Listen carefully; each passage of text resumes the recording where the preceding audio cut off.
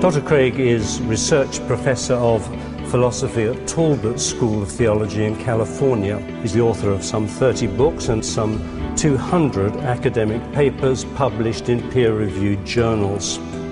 He's got doctorates in philosophy and theology on the historicity of the resurrection of Christ.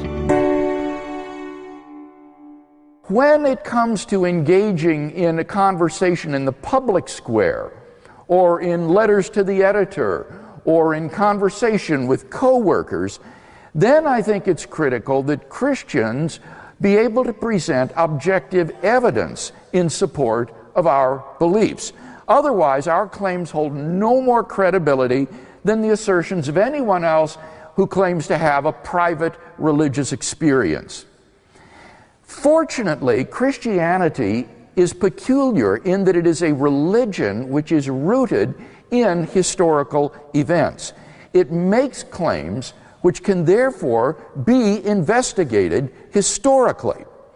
Suppose then that this evening we agree to approach the documents of the New Testament not as inspired holy books, but rather simply as a collection of documents written in the Greek language, handed down out of the first century, telling this remarkable story about this man, Jesus of Nazareth, without any assumption whatsoever as to their reliability, the same way we would approach other ancient documents for history.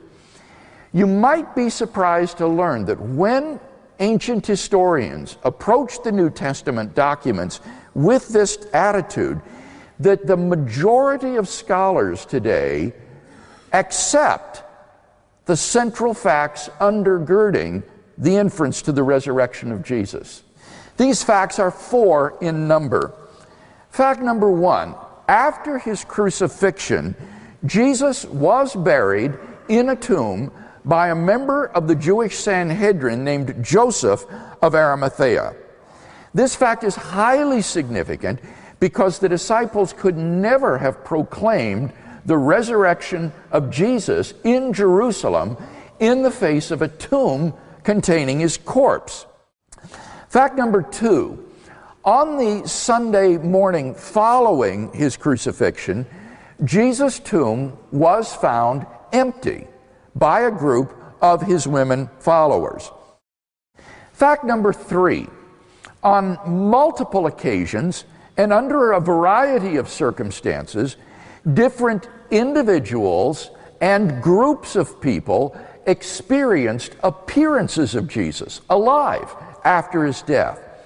This is a fact which is universally acknowledged today by New Testament scholars.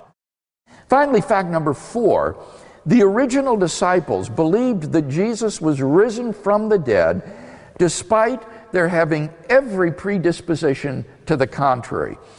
Their leader was dead, and Jewish messianic beliefs had no idea of a Messiah who, instead of triumphing over the enemies of Israel, would be shamefully executed by them as a common criminal. Despite every predisposition to the contrary, the original disciples believed in and were willing to go to their deaths for their belief in the fact of Jesus' resurrection. Luke Johnson, who is a prominent New Testament critic from Emory University, muses some sort of powerful, transformative experiences is required to generate the sort of movement earliest Christianity was. You need a launching pad to launch this missile.